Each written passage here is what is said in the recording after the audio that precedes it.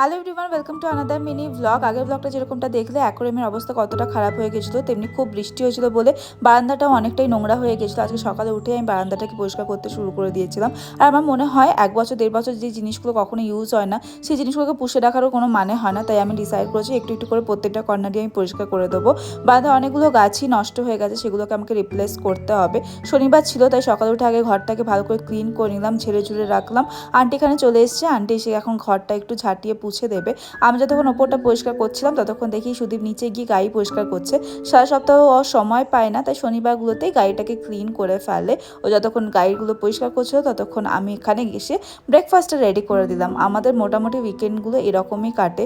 বিশেষ করে শনিবারের সকালটা আমরা দুজনে মিলে ঘরটাকে আগে পরিষ্কার করি, তাহলে আমরা দুজনেরই মনটা অনেক বেশি শান্ত হয়ে যায়। আমি জানি একটা সপ্তাহ আমাদের কেটে যাবে। এরকম ছোটোখাটো ব্লগ দেখতে প্লিজ চ্যানেলটাকে সাবস্ক্রাইব করে নিও। ভিডিওটাকে ভালো থাকলে লাইক করে দিও। বাই।